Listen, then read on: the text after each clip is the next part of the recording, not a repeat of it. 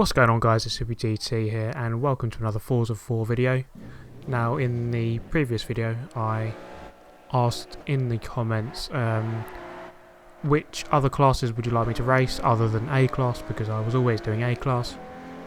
So what I've done here is I've gone into B class. Now the only car I really had was a Toyota Supra, so I thought, okay, I'll just tune this up a bit and make it to the top of B class, so 500 PI, and it turned out to be a pretty decent car. So what you're seeing here is me drive around Road Atlanta, the short circuit, 4 laps, so in B class. So I don't really understand this car, I haven't driven it before, so I'm learning it for the first time, and I get spun out on the first lap, so it's pretty much a catching up job for the whole race pretty much. But in this video I was going to talk about the recent Chinese Grand Prix, and also at the end I'll show you the standings for the Super GT GP Predictor League, which some of you have participated in. Okay, so for the race itself, it was a boring race, if I'm honest. Lewis Hamilton won the race, Rosberg was second, and Sebastian Vettel came in a close third. It kept Mercedes modest, it must be said.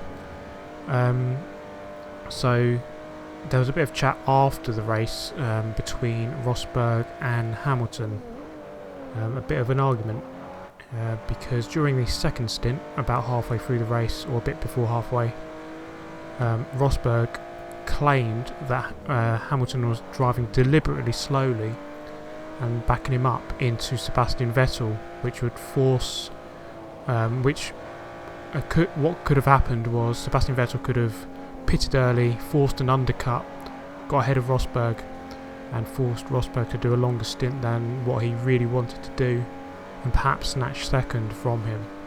So Rosberg was unhappy about that, but Lewis Hamilton has claimed that he was just preserving his tyres, and also just doing exactly what the team said. Whenever the team said to speed up, he sped up, and etc. My opinion on it is this: I think, in fact, I've got quite a little bit annoyed with Rosberg recently. I think when things don't go his way, he does like to throw the toys out the pram quite a lot.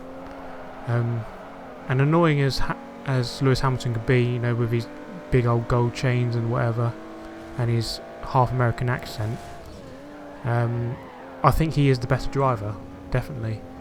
And it would be good if Rosberg can actually take a challenge to Hamilton like he did last year. I think last year he did a good job of taking the battle to Lewis Hamilton, and it was actually quite a decent season for most of it.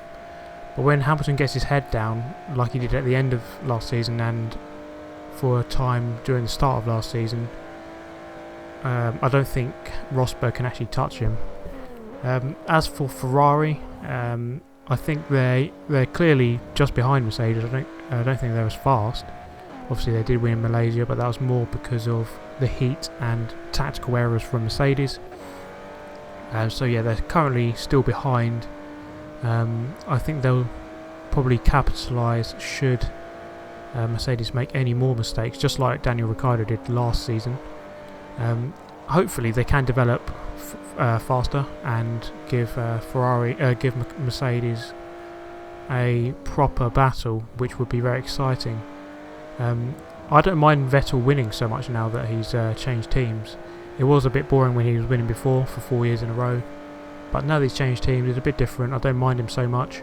So hopefully, you know, he can be challenged. And obviously, I'm discounting Kimi Räikkönen. Obviously, I hope he can challenge as well, because he was probably one of my favourite drivers for a long time.